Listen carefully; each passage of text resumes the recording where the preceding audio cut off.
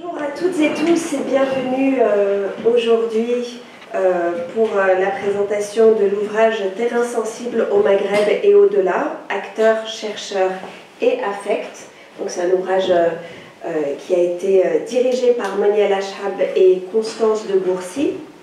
Je vais présenter brièvement Monia, même si je pense que la plupart des gens du public la connaissent, mais sait-on jamais, enfin, un petit rappel, c'est toujours utile. Donc Monia Lachhab est sociologue et enseignante à l'Institut supérieur du sport et de l'éducation physique de Tunis. Elle a été chercheuse détachée à l'IRMC jusqu'en 2021.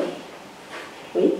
Et ses travaux s'inscrivent dans le champ de la socio-anthropologie du corps, du genre et des sexualités. Alors, elle a beaucoup publié ces dernières années, notamment j'ai commencé en 2016 avec un ouvrage qu'elle a dirigé intitulé « Être homosexuel au Maghreb », et puis chez Cartala, publié chez Cartala, et puis en 2018 avec Philippe Chaudat, également un ouvrage collectif intitulé « Transgresser au Maghreb, la normalité et ses dépassements ». Et en 2021, elle a été co-rédactrice d'un dossier de la revue L'année du Maghreb, dossier qui s'intitulait « Face au VIH-Sida », qu'elle a co-dirigé avec Christophe Broca et Sandrine Musso, qui nous a quittés depuis donc, en août 2021. Donc ce dossier face au VIH-Sida a été présenté ici l'année dernière, à peu près à la même époque je crois, et est complètement en ligne et consultable sur Open Edition. Donc aujourd'hui on est réunis pour cet ouvrage publié chez Nirvana. D'ailleurs l'éditeur va se joindre à nous d'ici peu, il va venir avec quelques volumes si jamais vous êtes intéressé par l'achat. Et ce que je vous propose, donc je vais présenter Constance de Bourcy, la co-directrice de cet ouvrage. Elle est sociologue au laboratoire Mésopolis à AMU, donc à l'université d'Aix-Marseille, à la MMSH, la Maison méditerranéenne des sciences de l'homme. Je vais laisser Monia nous présenter son ouvrage pendant une vingtaine de minutes, j'imagine, et puis je réagirai à cette présentation, et ensuite, évidemment, je vous laisserai la parole pour des questions ou des remarques. Et voilà, je vous remercie beaucoup. Monia, je te cède la parole. Merci beaucoup, Katia. Bonsoir à toutes et à tous. Je vous remercie toutes et tous d'être là pour la présentation de ce livre, donc Terrain sensible au Maghreb et au-delà, acteurs, chercheurs et affects. Il y a une petite histoire à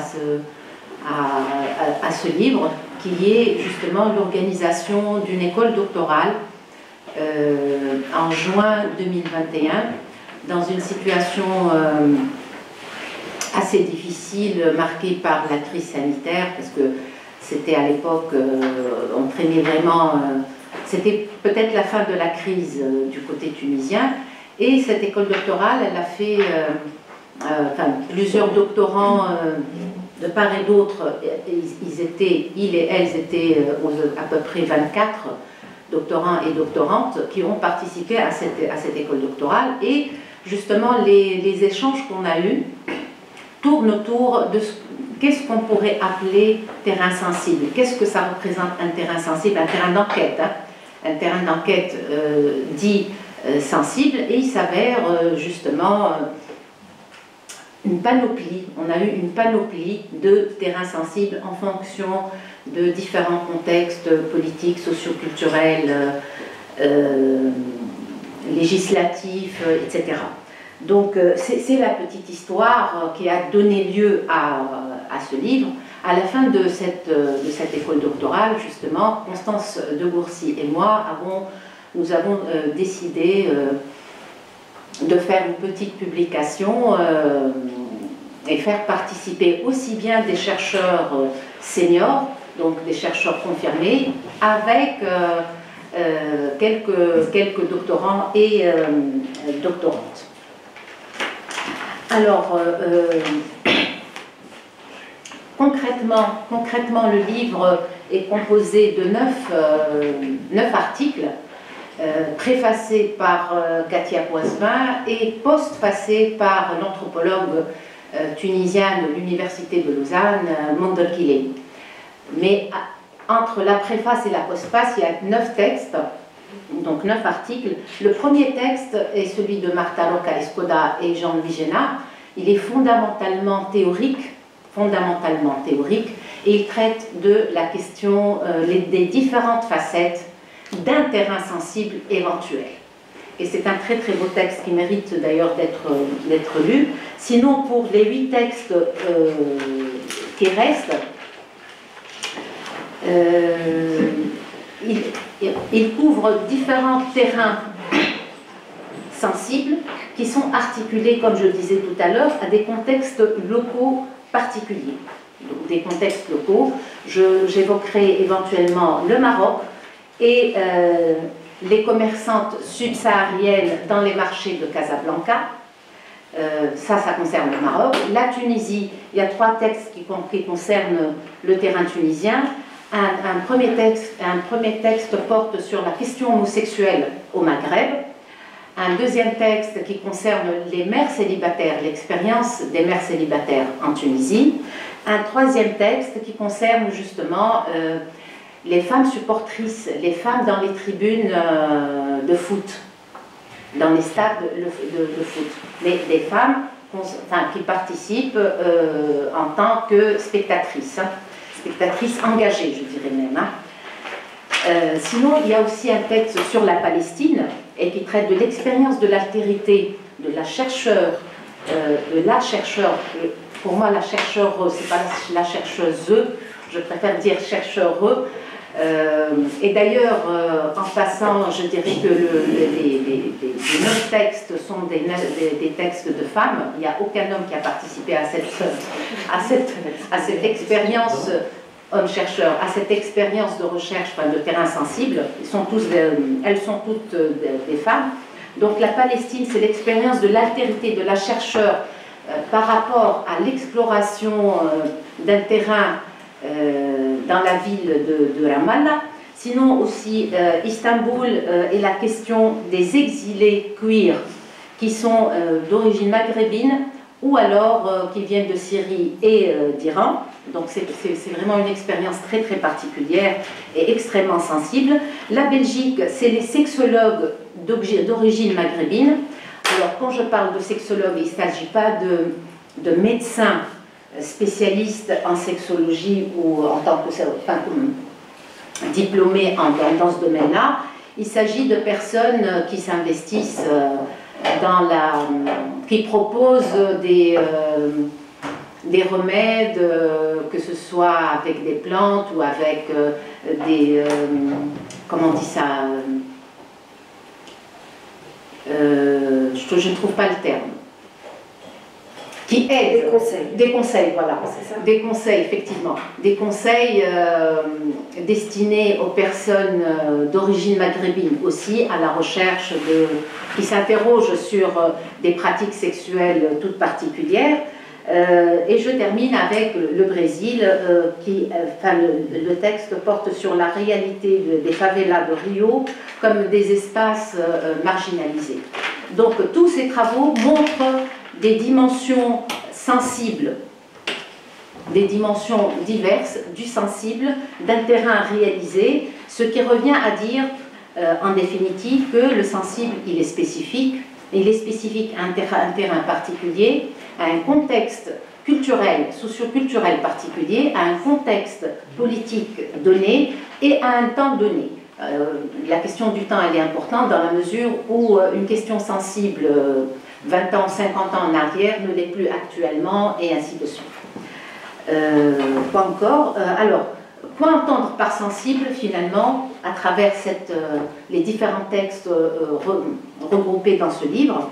Ce sont des situations critiques, des pratiques illicites, des pratiques illégales, des expériences de précarité sociale, des parcours de vie de personnes invisibles, des situations d'injustice, etc.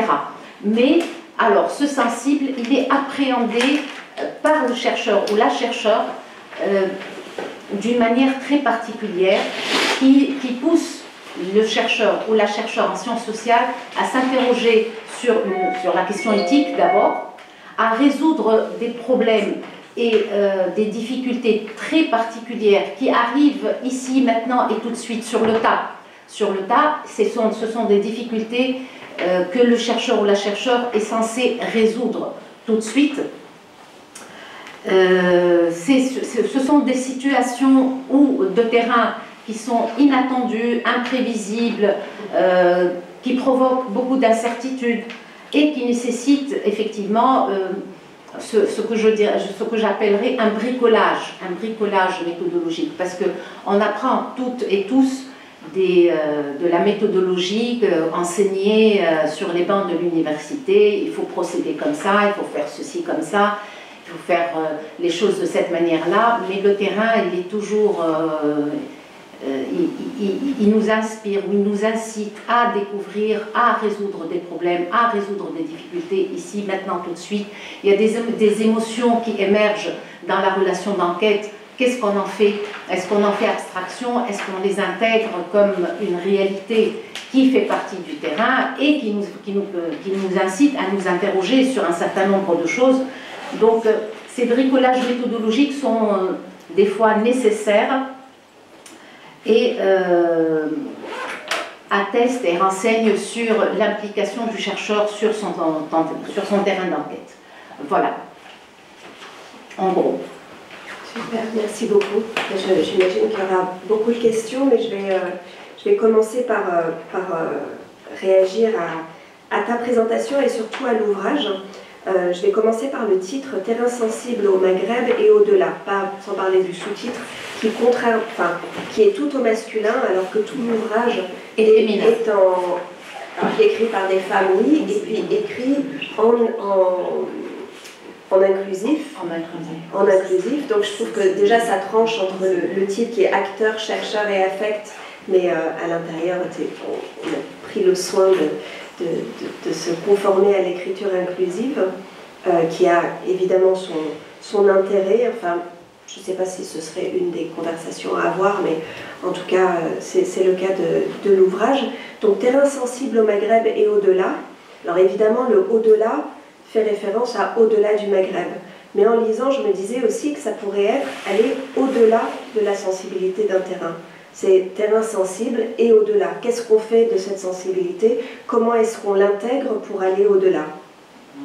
Et ça m'a fait penser à première lecture du livre, quand j'ai rédigé la préface, à un ouvrage paru en 1983 de Harley Hochschild, qui est une sociologue américaine, qui a écrit un ouvrage qui s'appelait en anglais The Managed Heart, Commercialization of Human Feelings. Ça a été traduit en 2017 avec le titre Le prix des sentiments. C'est publié à la Découverte. Et donc dans cet ouvrage, l'auteur montre par une enquête chez les hôtesses de l'air et chez les huissiers agents de recouvrement, comment les émotions doivent être mobilisées dans le cadre du travail. Et donc les hôtesses de l'air avec leur lot d'émotions dans le travail, les agents de recouvrement avec leur lot d'émotions dans le travail aussi, et elle montre comment ces émotions agissent sur les employés et la manière dont l'augmentation des cadences aussi a fait que ça a un effet sur les émotions et sur le corps des travailleurs. Et donc en partant de cet exemple, donc hôtesse de l'air, agents de recouvrement. Alors évidemment, un exemple extrême de ça, ce serait les travailleurs des pompes funèbres, hein, qui doivent jouer avec leurs émotions, mais il y a aussi des émotions réelles derrière. Les pompes funèbres, ou j'en avais trouvé un autre aussi, les chirurgiens, qui travaillent avec quelque chose de très sensible. Ils sont avec la vie, la mort. Et d'ailleurs, tous les travaux des anthropologues sur ces corps de métier montrent bien à quel point il y a des techniques de contournement par l'humour et notamment l'humour noir ou la dérision pour se protéger des sentiments, enfin en tout cas pour jouer avec ses sentiments. Donc cette sociologue a montré que la dimension naturelle des sentiments ne va pas de soi. Il y a un travail social de mise en conformité des sentiments avec une situation sociale, et c'est des choses que nous vivons tous au quotidien. Être heureux au moment d'une fête, être triste quand la situation le demande, ou être attentionné et attendri par un enfant parce qu'on est mère ou père, et que donc il faut se conformer à cette attente sociologique d'être attentionné et attendri.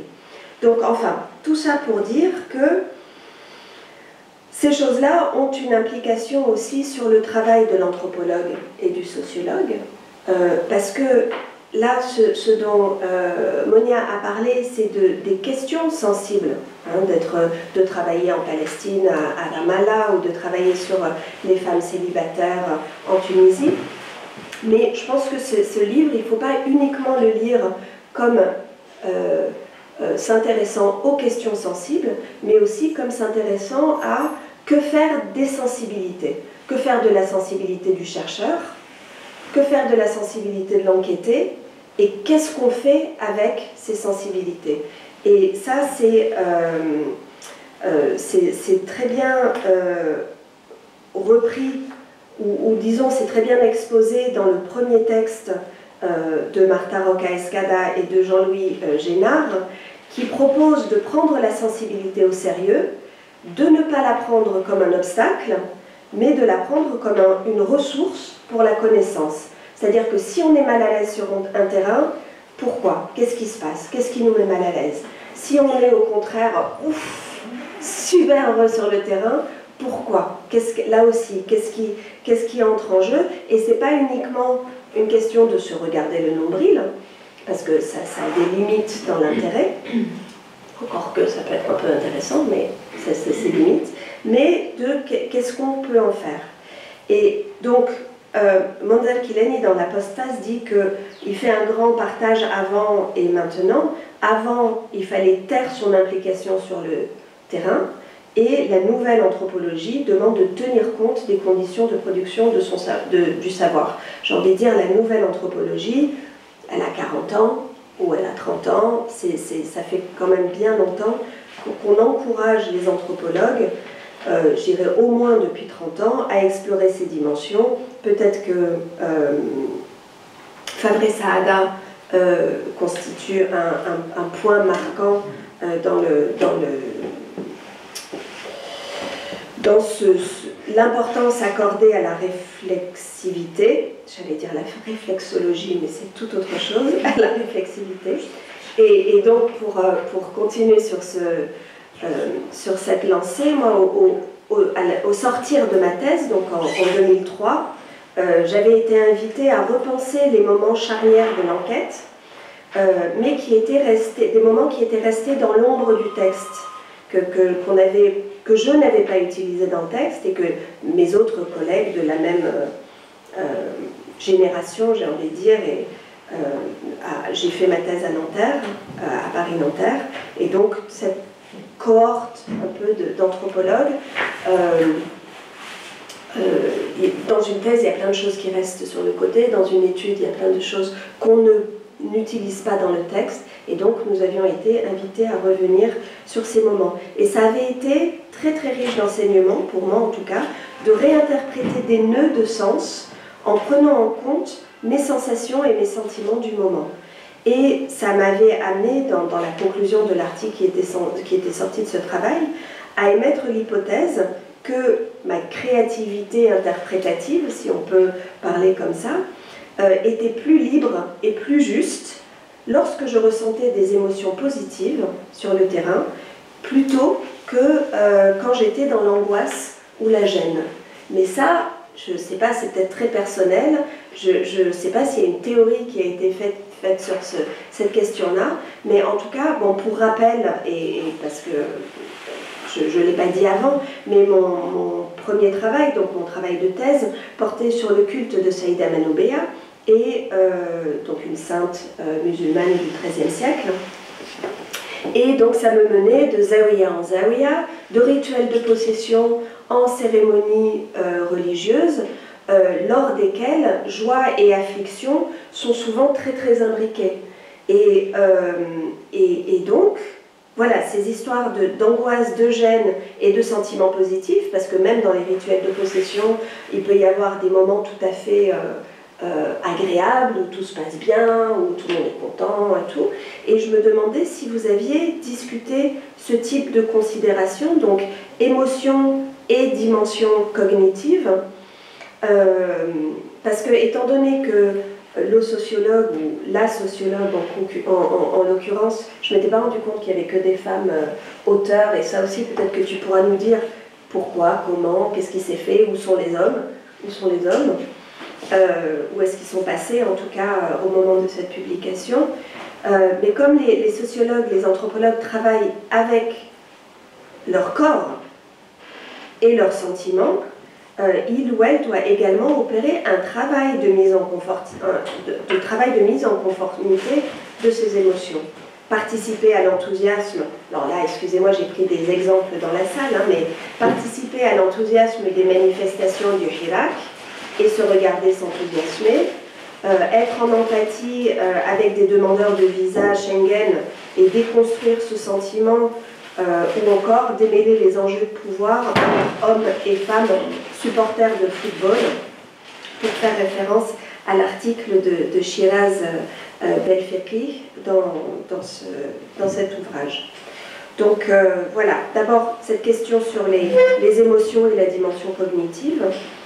Donc est-ce que tu peux nous parler de la manière dont vous avez réfléchi à cet aspect heuristique des émotions, et puis il y a un autre aspect central du travail d'enquête en sciences humaines et sociales, mais peut-être la salle pourra réagir à ça aussi, qui est la question juridique d'un droit de protection de ces sources, qui est visiblement reconnu au Canada. C'est un des articles qui nous apprend ça, mais à ma connaissance, pas en France. C'est-à-dire que qu'est-ce qu'on fait de l'identité des enquêtés, non seulement de leur nom, sachant que beaucoup d'entre eux veulent être cités sans toujours mesurer les risques qui sont encourus.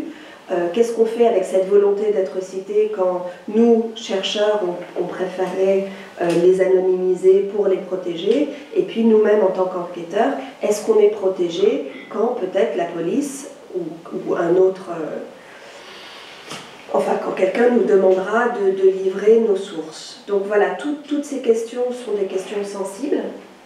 Il y a la sensibilité du terrain, des sentiments, et des questions juridiques. Merci. Merci Katia.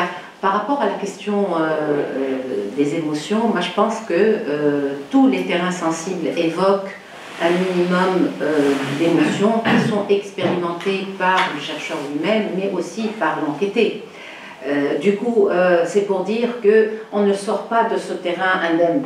D'une manière ou d'une autre, nous sommes quelque part, d'une manière ou d'une autre, affectés, impliqués, et donc nous sommes aussi affectés. Nous sommes des êtres humains, et nous avons affaire à des êtres humains. Sur ce terrain, aussi sensible soit-il, on rencontre des enquêtés qui se mettent à pleurer. Qu'est-ce qu'on fait, nous, en tant que chercheurs, qu'est-ce qu'on fait? Ils se mettent à pleurer pour une raison ou une autre. Hein. Moi, j'en ai eu de toute façon sur mon terrain. Qu'est-ce que je fais? Est-ce que je fais abstraction de la sensibilité de la situation et de la sensibilité de la personne avec qui je suis en train d'enquêter? Je fais abstraction de ça. Ce qui m'intéresse, c'est mon enquête et je dois assurer mon entretien ou mon récit de vie, etc. Ou est-ce que je dois procéder plutôt comme un être humain, et puis voilà, j'arrête, je prends mon temps, je vais certainement réagir avec une certaine sensibilité à l'égard d'une situation difficile, à l'égard d'une personne qui passe par un moment difficile. Je ne peux pas être inerte. Alors, ce sont des situations qui se répètent. Et du coup, à la fin du terrain, ou au milieu du terrain, après un certain nombre de situations pareilles, je ne peux pas être moi-même la même personne qui avait déjà commencé le terrain, parce qu'il s'est passé des choses, voilà, et il s'est passé des choses, j'ai appris des choses, j'ai vu des choses, j'ai réagi à des choses, et donc voilà, je suis moi-même affectée et je suis plus ou moins modifiée ou transformée, je vais dire, relativement. Après, il y a, le problème de l'objectivation de ces situations difficiles et de ces moments difficiles aussi, de ces moments où les émotions émergent d'une manière ou d'une autre. Qu'est-ce qu'on en fait? Donc je prends mon temps, je réagis avec plus de sérénité, j'essaye de me détacher de ce terrain pour que je puisse apporter l'objectivation nécessaire. Et tout ça, ce sont des moments, des étapes que tous les chercheurs, chaque chercheur va passer par ces étapes-là à sa manière. Donc c'est très subjectif, ça reste quand même très très subjectif. Alors la deuxième question, avant de passer à la deuxième question, je voudrais attirer l'attention que lors de l'école doctorale justement qui a été organisée juste avant la décision de se lancer dans l'aventure de cet ouvrage, alors la tendance des étudiants, les étudiants majoritairement des filles, ou des dames on va dire, je crois qu'il y avait à peine, sur les 24 candidats, il y avait à peine 2 jeunes hommes, sur les 24. Je n'ai pas d'éléments pour expliquer le phénomène, mais nous, pour les chercheurs confirmés qui ont assuré les conférences, on a fait attention pour que ça soit plus ou moins partagé en fonction des spécialités et de la diversité des terrains sensibles. Après, pour les auteurs dans le livre, il n'y avait que des femmes. On a ciblé... Et l'école doctorale s'intitulait Terrain sensible. Terrain sensible au Maghreb. Okay. Mais elle était focalisée sur le Maghreb.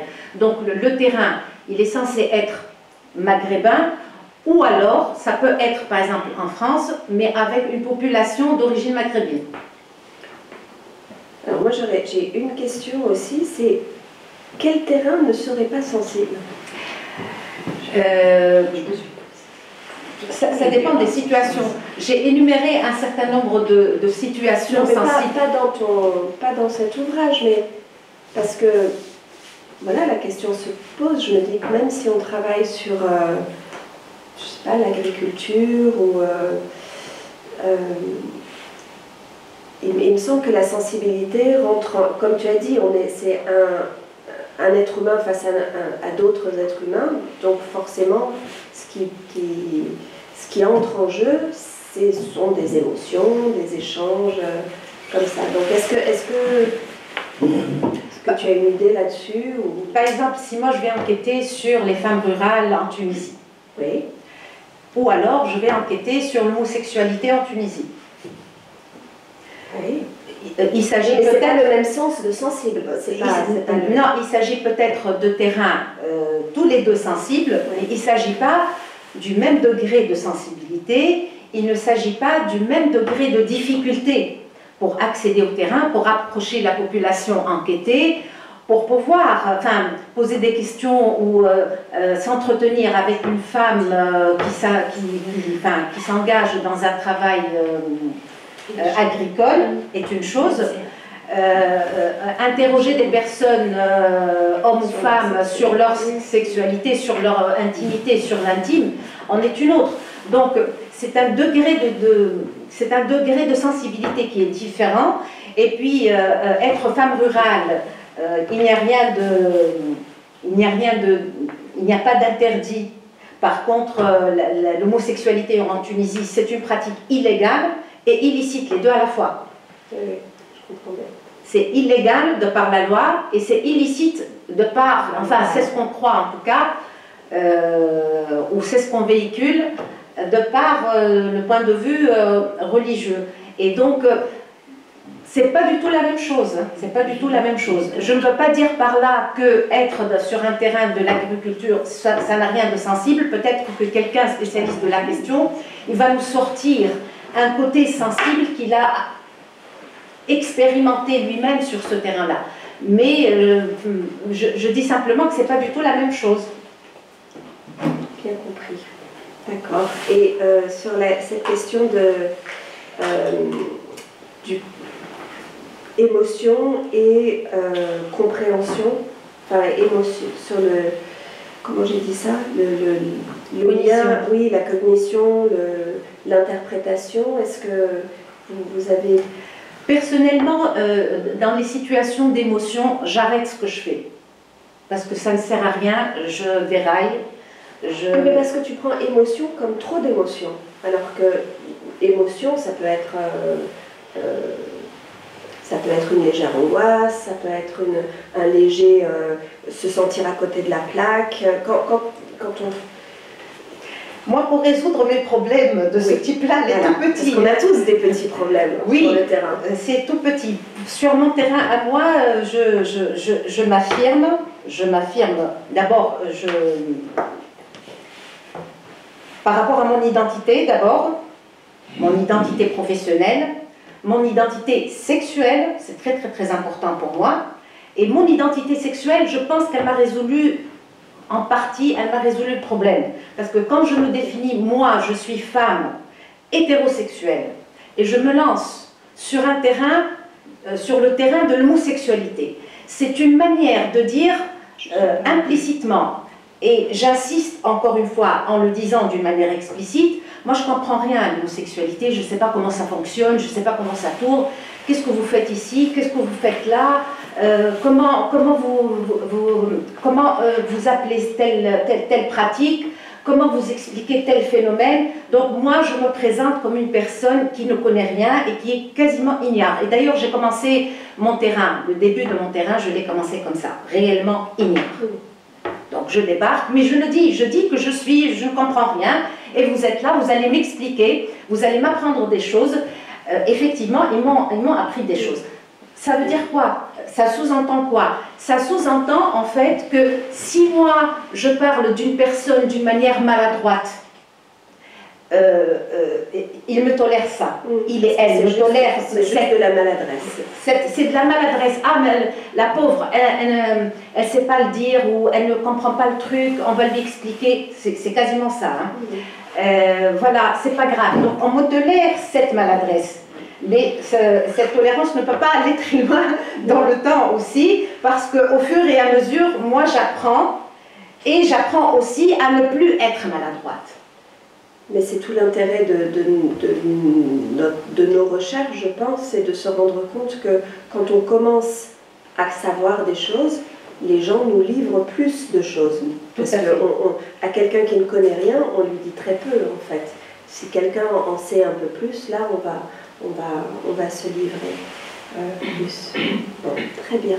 Est-ce qu'on peut ouvrir la discussion à la salle et puis faire en sorte que ce soit fluide entre nous? De toute manière, si on veut intervenir et discuter, alors vous avez tous des terrains, mais alors évidemment les terrains ne sont pas réservés aux sociologues et aux anthropologues. D'autres se retrouvent dans des situations d'enquête aussi. Toutes les questions sont les bienvenues, et peut-être pas seulement des questions, mais des remarques, des expériences. Des éclaircissements. Ou des éclaircissements, des demandes d'éclaircissement.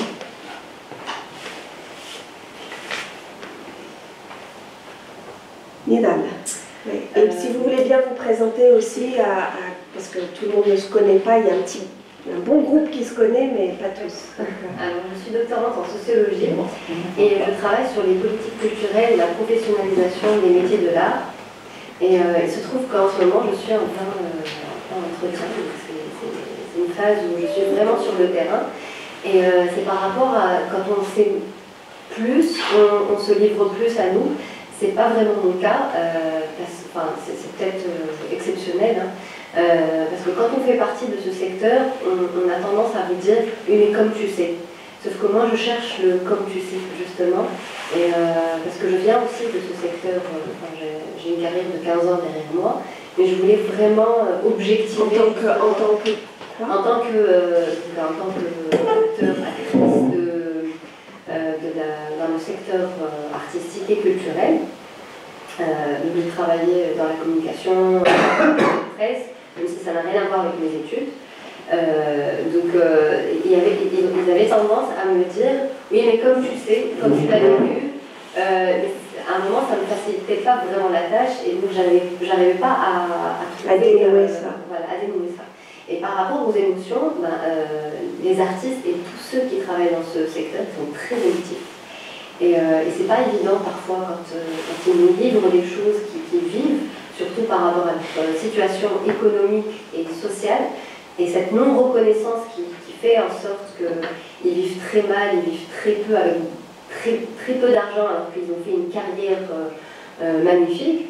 Et justement, je me retrouve aussi dans des situations avec des grands noms, des artistes, femmes et hommes, hein, qui ont vécu des jours de gloire, des décennies de gloire.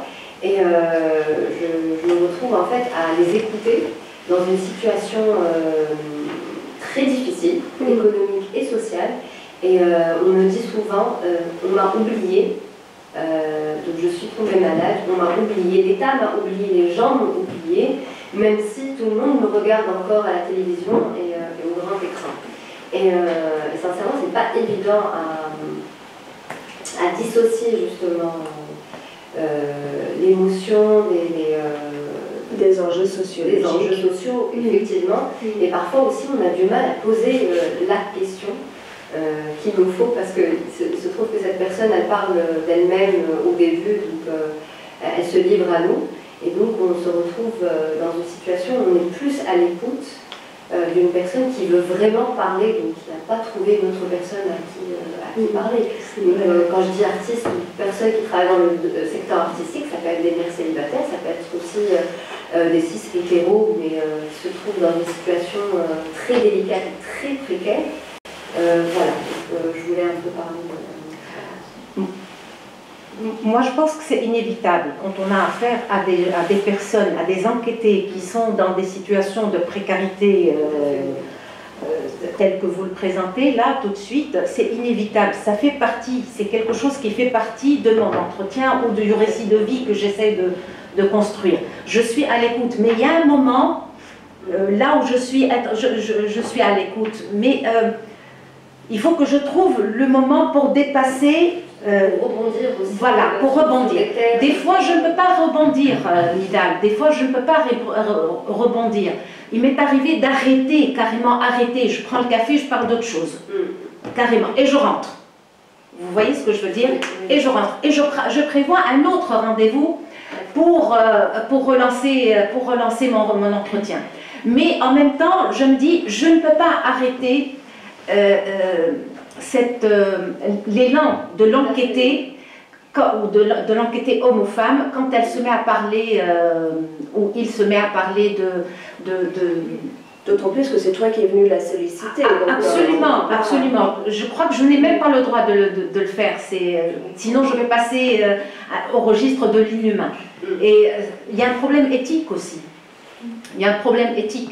Et l'éthique de la recherche exige quand même qu'on fasse attention à ces humains auprès de qui on est en train d'enquêter. Moi, je me dis aussi qu'il faut peut-être faire attention à ne pas penser émotion uniquement pleurs ou émotions fortes, qu'on doit travailler avec toutes les émotions qui se présentent à nous. Enfin, qu'on doit. C'est ce qu'on fait, sans toujours les identifier comme ça, mais dans les interventions. L'émotion peut partir aussi de celui qui enquête aussi. On peut se retrouver dans une situation où on perd pied, carrément. Oui, on ne sait pas si on doit relancer ou pas, ou Et peut-être que la personne a une notoriété tellement grande que voilà, c'est pas évident aussi. Je crois que l'élément central. Je crois que l'élément central chez l'enquêteur ou l'enquêtrice, c'est comment assurer, comment réussir la construction de la relation d'enquête. Parce que c'est la relation d'enquête qui va déboucher sur un bon entretien, un bon récit de vie, et ça veut dire qu'il va collecter les bons éléments, quoi. Les éléments dont il a besoin. Et tous ces éléments dont il a besoin dépendent justement de la construction de cette relation d'enquête. Alors si j'ai affaire à un jeune de 20 ans est une chose, si j'ai affaire à un jeune de 40 ans en est une autre. Si moi je suis une femme et j'ai affaire à un monsieur, c'est une chose.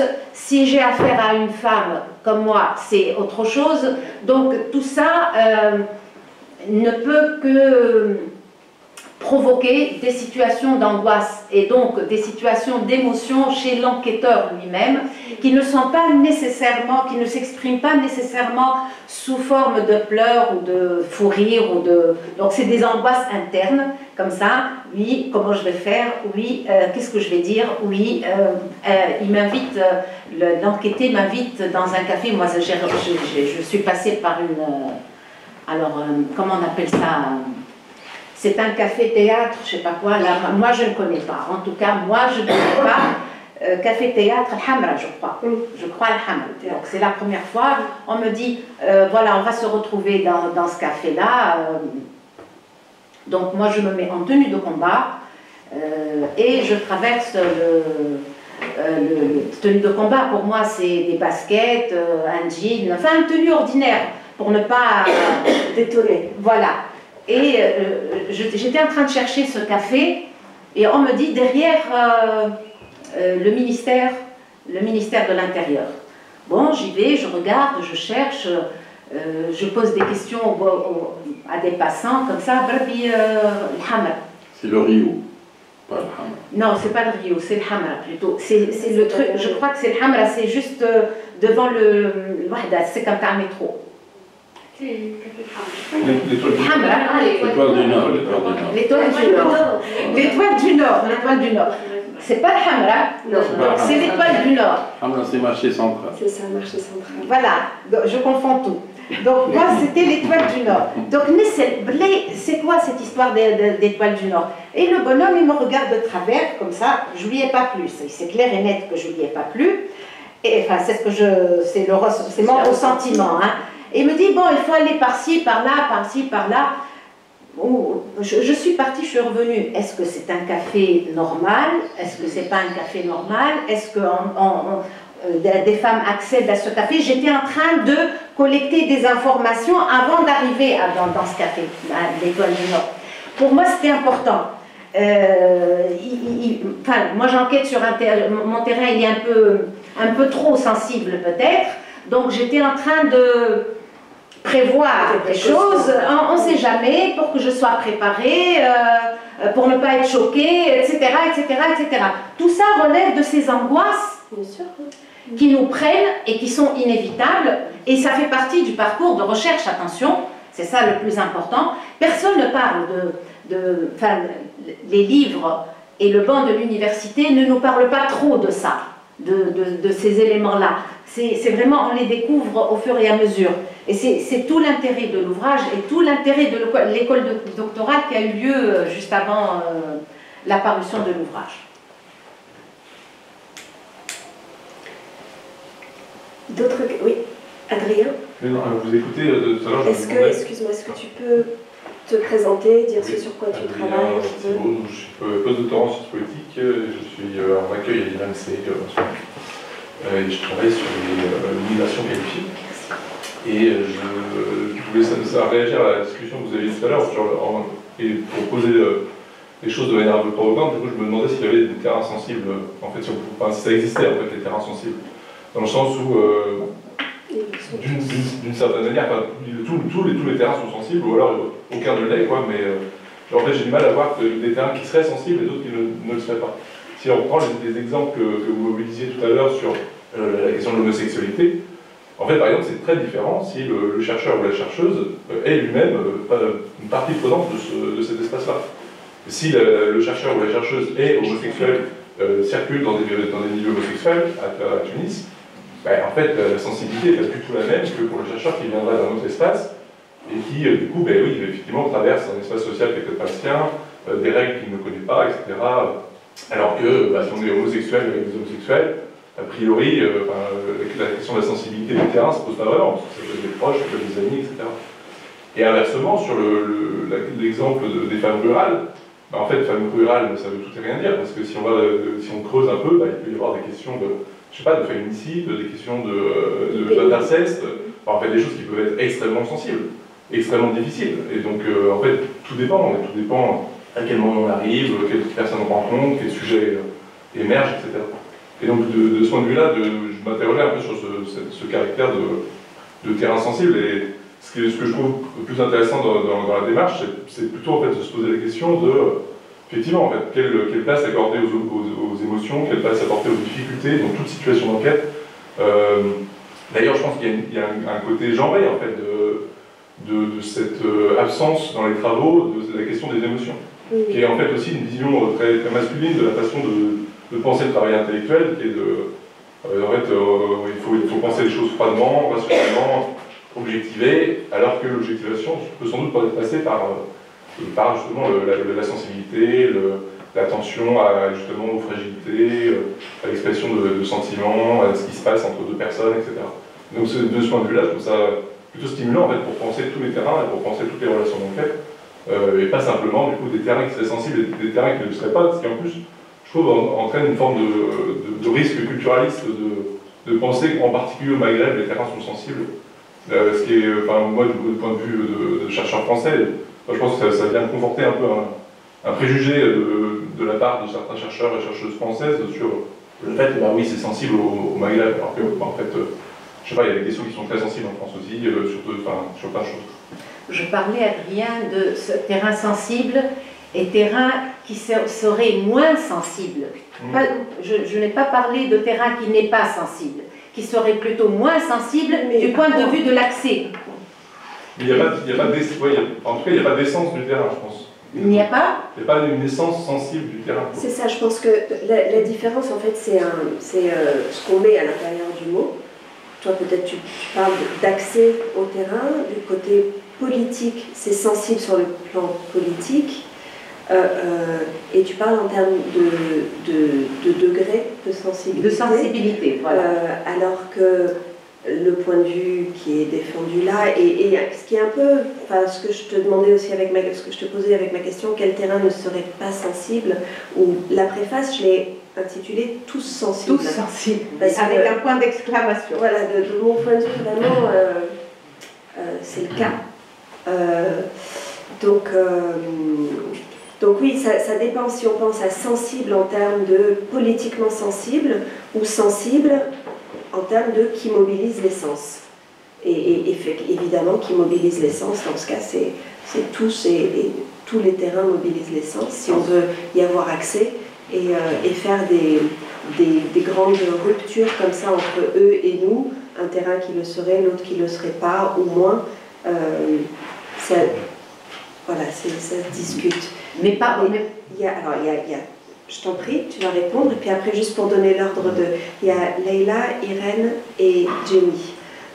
Mais Adrien, je rajouterais par rapport à cette histoire de sensible en termes de degré de sensibilité, ou de sensible en termes d'accès. Sensible en termes d'émotion et tout ce qu'il y a autour, il y a aussi quelque chose d'important, c'est la position, le positionnement du chercheur ou de la chercheure par rapport à ce terrain. C'est quand même, je pense que ça serait important pour le chercheur ou la chercheure de se positionner, de se définir, comment se définir sur ce terrain-là. Un homosexuel qui enquête sur l'homosexualité, c'est pas moi qui enquête sur l'homosexualité.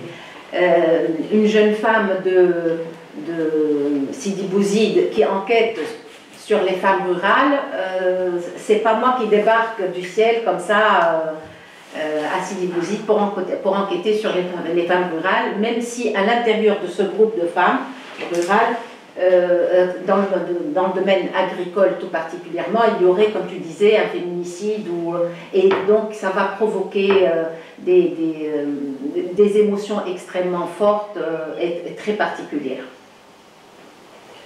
Leïla, oui, moi j'avais une question, mais avant... donc Leïla Bahamara. Oui, pardon. Leïla Bahamara, chercheuse à l'IRMC, et je travaille sur les questions d'engagement et de mobilisation contestataire à partir du terrain algérien, et je commence à partir du terrain tunisien. Et ma question, donc je voulais la dire, mais après, avant je voulais rebondir sur ces échanges, et effectivement...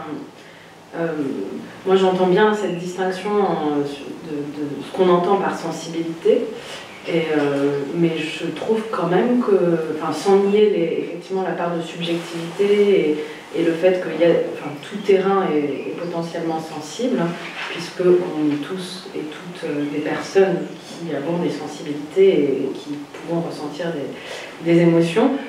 Néanmoins, il y a des situations d'enquête qui peuvent être plus sensibles que d'autres, je pense. Politiquement. Pas seulement politiquement, mais je résumerai pas ça uniquement en termes politiques sur le fait qu'une question soit sensible, mais aller par exemple dans une région, je sais pas, qu'on ne connaît pas du tout, ou se retrouver dans des situations à risque, par exemple, ça peut entraîner des émotions quand même particulièrement... de manière plus exacerbée que sur d'autres terrains où on va ressentir évidemment des choses, mais où ça ne va pas forcément être une difficulté majeure qui empêche de faire du terrain. Et ce n'est pas uniquement situé au sud, ça peut effectivement, on peut se retrouver dans des situations très compliquées et à risque sur des terrains au nord. Mais je trouve qu'effectivement c'est quelque chose et donc c'est le lien avec ma question, qui manquerait peut-être dans les formations doctorales et de masterants aussi, et de masterantes, parce que je ne suis pas sûre que ce soit un passage obligé dans cette question justement de faire face à des terrains à risque, où on peut être mis en danger, où on peut être aussi confronté à des émotions contradictoires qu'on n'est pas forcément à l'aise de gérer, sur cette importance aussi à la fois de ne pas conduire une enquête coûte que coûte, indépendamment de la sensibilité des enquêtés, en se disant mais j'ai pas justement la réponse à mes questions. Il faut savoir aussi parfois abandonner une enquête si ça devient, en tout cas des situations d'entretien, si elles sont trop sensibles justement, et aussi je perds un peu le fil, désolée, je suis un peu fatiguée, mais voilà. Et aussi, oui, et ne pas non plus basculer dans une écoute qui serait celle d'un psychothérapeute ou d'un psychologue, parce que c'est souvent aussi une frontière qui n'est pas toujours évidente dans certaines situations d'enquête. Et donc, c'est quand même un rôle avec lequel on ne doit pas du tout flirter. Bon, voilà. Et je me disais que c'est vraiment super d'avoir d'avoir organisé une école doctorale là-dessus. Et je trouve que c'est quelque chose qui devrait peut-être être même systématisé. D'autant qu'il y a aussi tous les enjeux éthiques et de ce qui relèverait de la déontologie du chercheur, des chercheurs et des chercheuses.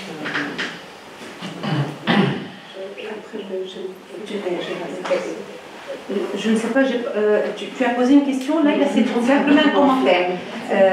Par rapport à cette histoire d'éthique de la recherche, tu as parlé tout à l'heure, Katia, du cas du Canada, comparativement avec, par exemple, en Tunisie ou ailleurs. Tu as donné l'exemple de la France.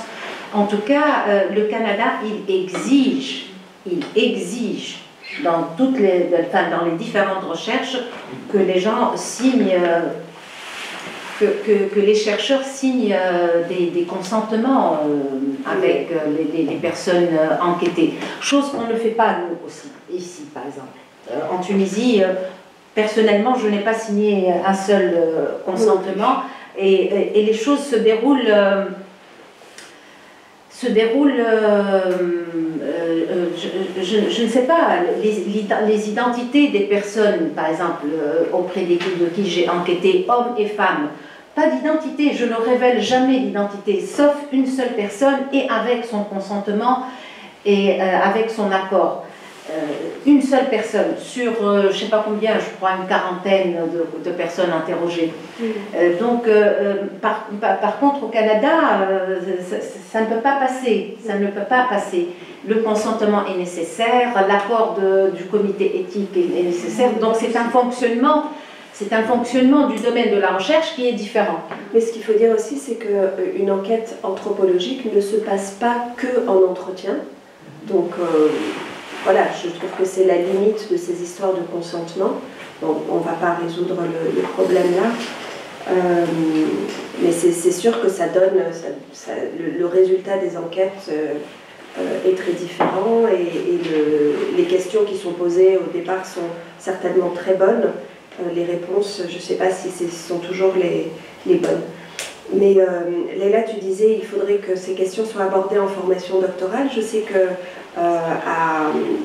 dans certaines formations en anthropologie, c'est le cas vraiment sur la mise à l'épreuve de soi, quand on se retrouve dans des situations difficiles, qu'est-ce qu'on fait? Est-ce qu'on est obligé d'y aller? Est-ce qu'on peut faire marche arrière?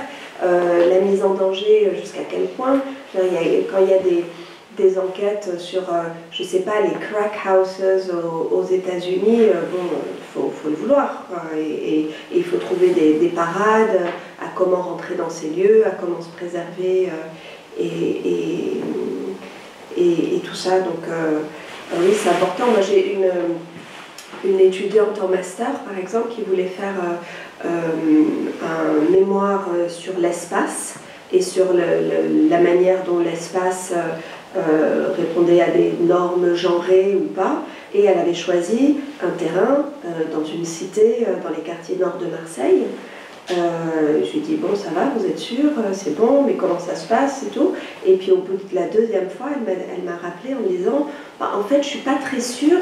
Je lui ai dit mais arrêtez, stop, c'est bon, il y a des points de deal, il y a des, je dirais, il suffit qu'il y ait des tirs de feu, qu'est-ce que vous allez faire là-dedans? Bon, elle a été au centre-ville de Marseille et elle développe le même type de problématique dans un quartier beaucoup plus apaisé, mais elle a été quand même au-devant de problèmes, parce que des problèmes, il y en a toujours sur les terrains, et notamment les gens, qu'est-ce qu'on fait avec des histoires qu'on nous livre, des histoires intimes, tout ça existe aussi. Irène. Oui, donc Irène Carpentier, moi je suis géographe sur le monde rural, on va dire. Donc, typiquement, ces terrains décrits non sensibles, habituellement considérés comme non sensibles. Et en fait, je me demandais là, dans la continuité d'un peu de la discussion, s'il y avait aussi un lien entre légalité et sensibilité, puisqu'il y avait la question juridique justement pour l'homosexualité. Est-ce que c'est le fait que ce soit illicite, ou considéré comme illicite, ou illégal, ou hors du droit, qui crée cette sensibilité? Donc ça, c'était une première question. Et après, je me demandais en fait si là, il y avait des questions en fait de méthodologie d'enquête, c'est-à-dire comment est-ce qu'on, méthodologiquement, comment est-ce qu'on procède face à une situation, une relation d'enquête, et une question aussi de démarche plus large, comment est-ce qu'on appréhende la question de l'émotion, de la sensibilité. Et moi, j'avais participé à NEFTA sur un workshop, on va dire, sur la sociologie des ambiances, où finalement c'était vraiment l'idée, et il y a un laboratoire à Grenoble qui travaille vraiment là-dessus, en géographie d'ambiance, géographie des émotions, d'ailleurs c'est pas courant maintenant, pour l'idée un peu de recomposer en 5 dimensions, disons, et où vraiment il y a une idée de théorisation dès le départ, en fait, de ces émotions. Comment on se sent quand on est dans un carrefour avec beaucoup de voitures, comment on se sent quand on est dans un café stressant, et de l'intégrer dès le départ comme une matière de l'enquête, c'est-à-dire de penser, de collecter cette information-là avec des gens qui faisaient des prises de son, en l'occurrence des prises de son sonore. Il y a tout un travail sur la photographie aussi, sur le différents types de supports, et je pense que ça renvoie à un autre type de débat quelque part, c'est-à-dire comment est-ce qu'on intègre l'émotion ou les émotions à la fois de l'enquêteur et de l'enquêté dans la production même derrière de l'analyse, de la recherche, et qui va effectivement, comme disait Katia, bien au-delà de l'entretien en tant que tel. Donc, ça, je pense que c'est un élément qui peut être aussi intéressant. Et juste sur la question de l'éthique de la recherche, ces questions de consentement, on voit aussi de plus en plus dans les financements de la recherche en fait la volonté de créer des cadres normatifs très lourds. En fait, c'est avec des logiques assurantielles. Tous les projets européens aujourd'hui ont des chartes éthiques hyper lourdes, avec des obligations du consentement, tous les labos doivent faire des formations RGPD, les bases de données, tout doit être en libre accès, mais tout doit être anonyme, avec des injonctions très contradictoires. Et je sais que pour les enquêtes municipales qu'on avait faites, disons, on avait beaucoup galéré sur l'anonymisation systématique des personnes qui sont quand même publiques. On interroge le leader du ministère tel et il faut qu'ils soient ensuite anonymisés. Donc je pense que c'est aussi la question de la normativité qu'il y a derrière cette éthique, quoi. Comment on crée une éthique qui est normative et comment ensuite par rapport aux exigences des projets, quand on est sur le terrain, il va falloir dire à quelqu'un, voilà, qu'est-ce que tu vas signer, qu'est-ce que tu ne vas pas signer, parce que clairement on ne peut pas faire signer, je ne suis pas allé voir une femme rurale ou un paysan lui dire tu vas signer alors qu'il fait des ventes par ailleurs illégales. Donc là aussi la notion du légal, moi je vois plein de gens qui font des trucs pas légaux du tout, et bon, ils ne sont pas non plus officiellement répertoriés, ils ne sont pas fichés 17 ou je ne sais pas quoi. Donc voilà, c'est juste quelques réflexions. Merci pour les commentaires, mais par rapport à la question du lien entre illégal et sensible, quand c'est illégal, c'est invisible. Et pour le chercheur, on revient encore une fois à la question du positionnement du chercheur ou de la chercheure par rapport à l'accès au terrain. Si c'est invisible, comment je vais trouver ces personnes que je cherche à enquêter? De mon cas particulier, j'étais en train de chercher des associations sur Facebook et personne n'a voulu répondre. Il y a une seule personne qui a répondu et qui m'a fait une sorte d'interrogatoire, parce que quand je dis moi je suis une femme sociologue, université de la Manouba, je sais pas quoi, là je peux raconter tout ce que je veux. Parce qu'il ne sait pas qui je suis, si je suis en échange sur Facebook. Et donc, il m'a interrogatoire pendant je ne sais pas combien de temps. Ensuite, on a convenu une rencontre directe. Et cette rencontre directe, elle passe obligatoirement par un échange téléphonique, donc des numéros de téléphone. Et lui... il était à côté, hein. Moi je ne le connais pas physiquement, mais il était à côté, il était en train de m'appeler pour voir si je suis réellement femme d'abord, si je suis accompagnée ou pas, si je ramène la police ou pas, si... enfin, toutes sortes de doutes est présente là, tout y est. Et quand il s'est rendu compte que moi je suis ce que je disais, voilà, il est venu, il est tranquille, on a discuté, on s'est rencontrés plus d'une fois. Donc, pour quelqu'un comme moi qui est extérieur, mais complètement, entièrement extérieur à la communauté ou au groupe enquêté, la question de illégal, elle est importante dans la mesure où je ne connais pas cette population. Je ne connais pas. Donc, comment j'ai pu... Enfin, la personne que j'ai rencontrée sur Facebook, j'aspirais, j'avais de l'espoir pour que, grâce à la technique de boule de neige, elle allait me permettre de rencontrer d'autres personnes. Il s'avérait que cette personne-là était complètement isolée. Complètement et entièrement isolée. Je suis tombée par pur hasard sur une personne, un journaliste allemand, pro-LGBT, qui est venu en Tunisie pour enquêter sur le forum social... pour couvrir l'événement Forum social mondial, et il a demandé à faire avec moi un entretien sur la question des sexualités ou de la sexualité en islam. J'ai accepté de faire cet entretien, on s'est rencontrés, on a discuté, on a bifurqué sur la question LGBT, et paf, il me dit, moi je connais tout le monde, moi je connais un tel, je connais un tel, je connais un tel, ah toi tu connais tout le monde, moi je suis d'ici, je connais personne. Donc, il a lancé un appel, c'est lui qui a lancé un appel sur Facebook, et tout de suite, dans la minute qui suit, j'ai commencé à avoir des réponses positives. Mais il a suffi que je passe par lui. Si je me présente moi, Monia, sociologue, Ramsey, Manouba, etc., ça ne sonne pas vraiment. Mais il a suffi que ça soit lui qui dit, voilà, il y a une sociologue qui souhaiterait faire des entretiens avec des homosexuels tunisiens, hommes et femmes, et j'étais en train de collecter sur les pages Facebook la page du monsieur, de ce journaliste allemand, hein, des numéros de téléphone, et que j'ai appelé tout de suite, dans l'immédiat.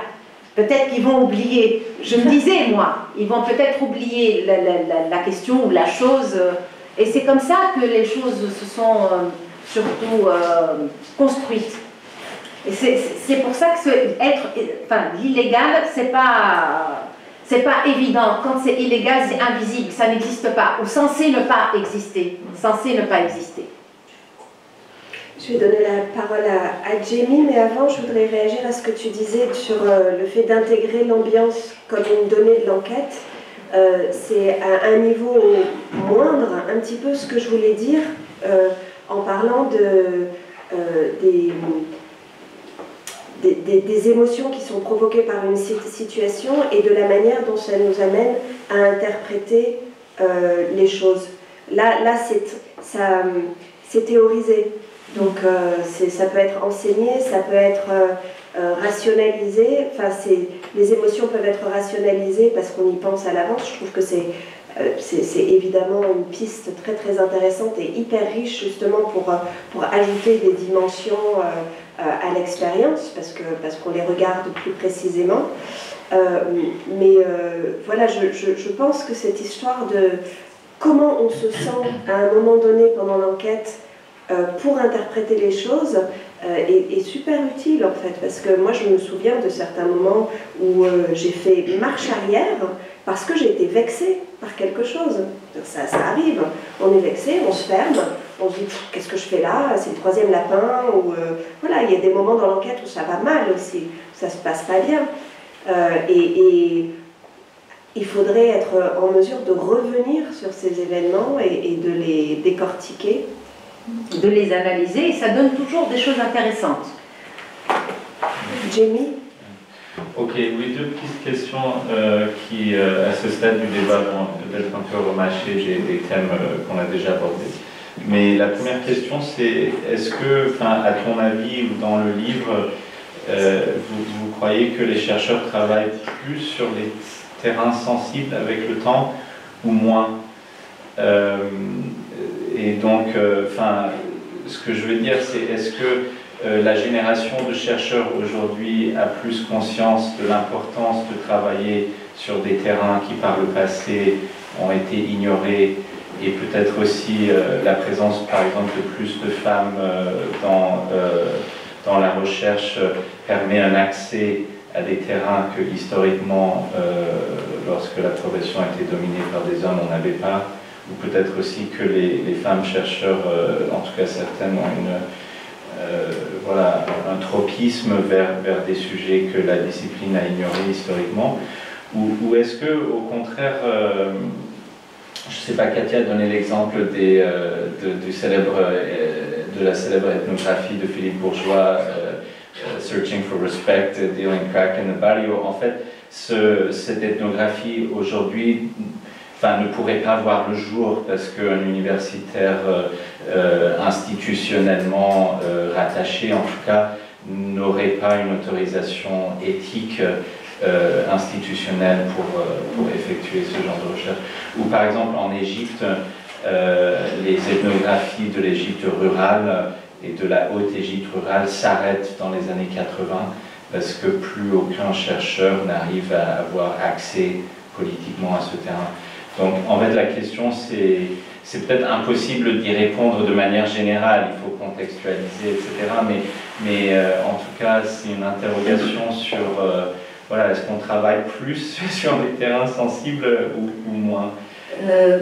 Je n'ai aucune représentation de la chose, mais je me dis que les jeunes chercheurs s'intéressent plus, c'est une simple observation par hypothèse je dirais, ils s'intéressent plus à des questions émergentes, à des dans des contextes mouvants comme les miens, Tunisie, Algérie, le Irak. Donc c'est des phénomènes, c'est des phénomènes qui émergent ici, maintenant, tout de suite. Et voilà, les jeunes chercheurs, ils s'y intéressent parce que ça apparaît et ça donne de l'originalité, qui est un élément quand même important, ça donne de l'originalité à leurs travaux.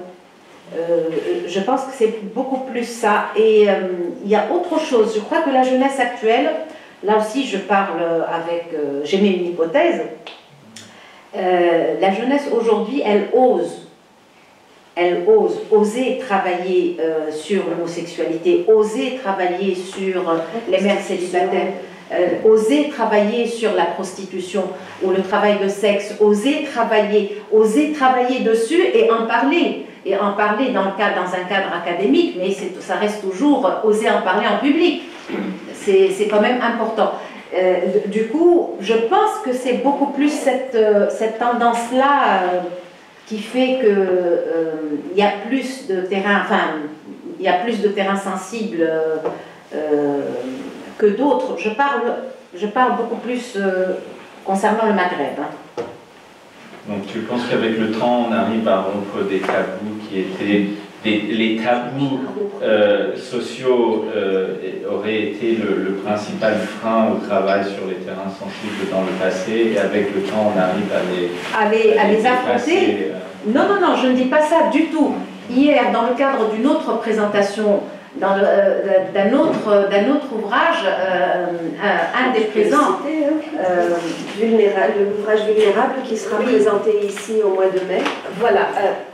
Hier, j'ai assisté à la présentation de ce livre-là, qui est Vulnérable, portrait sociologique. Et c'est un ouvrage qui comporte une série de portraits sociologiques. Et une des personnes présentes, elle a parlé justement des auteurs et des autrices comme étant... les auteurs n'ont pas évoqué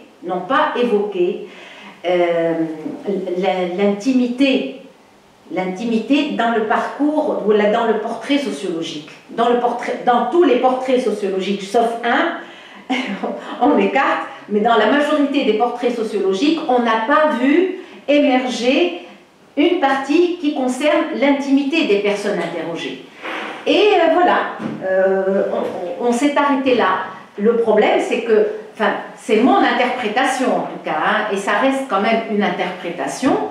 Il s'agit plutôt, à mon sens, d'une auto-inhibition, je dis bien d'une auto-inhibition, parce que tout simplement, les chercheurs, peut-être, c'est toujours une hypothèse, n'ont pas encore dépassé le cadre de parler de sexualité, parce que la sexualité, c'est l'intime, parce que la sexualité, ça fait honte, parce que la sexualité, c'est tabou, parce que la sexualité, c'est ceci ou cela, ou l'intime, c'est pas sérieux aussi, je dirais même, c'est pas sérieux. Tu vois, Jamie, et donc, à mon sens, jusqu'à hier, en tout cas, on n'a pas encore dépassé le cadre de ce que tu viens de dire, on n'a pas encore défoncé les marges du tabou. Et donc, il y a une auto-inhibition, c'est mon interprétation. On n'a pas été jusque-là dans la discussion, mais c'est mon... Bon, s'il y a une ou un chercheur qui traite de la question de la prostitution, un chercheur qui traite de la question de l'homosexualité, le travail de sexe, etc., une bonne dizaine, c'est déjà du gagné, à mon sens. Mais ça ne veut pas dire que nous sommes arrivés à défoncer la marge du tabou, au loin de là.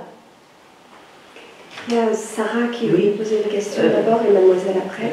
Moi, je voudrais parler d'un exemple sur la question le thème des questions sensibles pour les chercheurs. Moi, je suis spécialiste de l'Égypte et je suis chercheur donc, émérite à l'Institut de recherche pour le développement.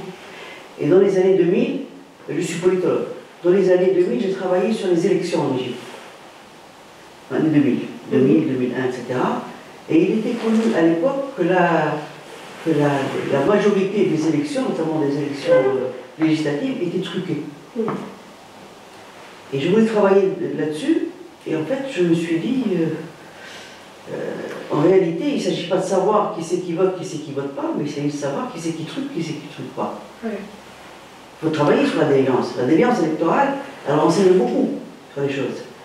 Et donc, comment travailler sur cette déviance électorale, étant donné que moi-même, je ne suis pas égyptienne d'origine, et Et comme la majorité de ceux qui votent en Égypte à l'époque, c'est le milieu rural qui vote plus que le milieu urbain, je ne viens pas du milieu rural. Donc j'ai bricolé, j'ai trouvé quelqu'un, un chercheur du centre d'Al Haram, un jeune chercheur, lui-même issu d'un village, d'une famille de notables, d'un village de Menoufir, et je suis passé par lui pour faire les enquêtes de terrain, pour essayer de savoir comment on truque les élections, qui c'est qui truque, quels sont les enjeux, etc.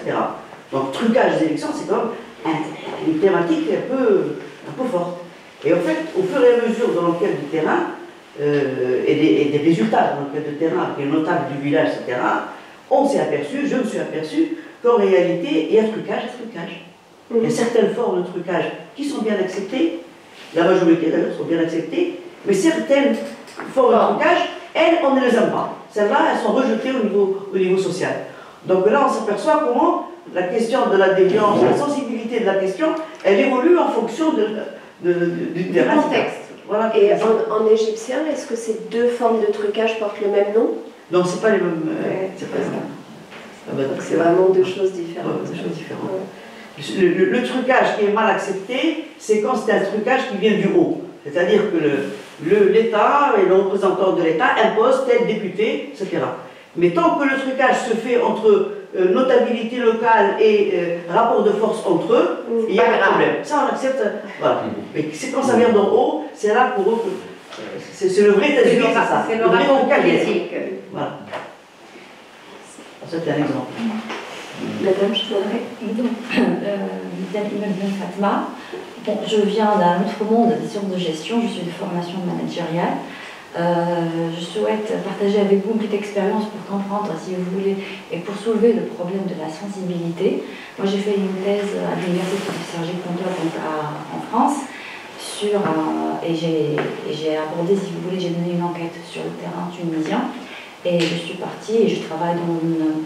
En fait, je suis de formation managériale, mais ma thèse, elle est en marketing, et plus spécifiquement en marketing culturel. Et je voulais travailler et j'ai travaillé finalement sur la consommation des séries télévisées auprès des spectateurs tunisiens.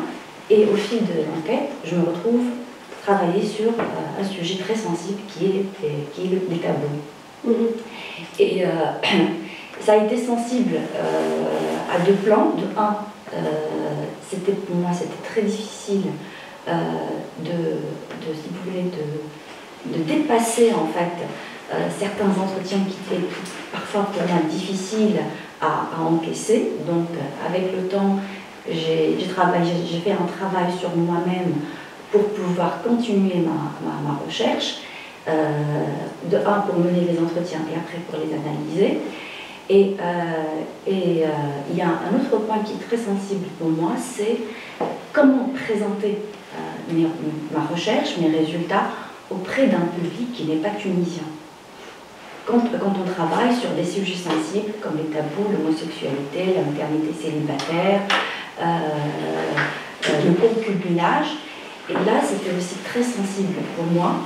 Et aussi il m'a fallu un deuxième travail, un travail sur moi-même pour comment présenter ces résultats auprès d'un public parfois français ou autre.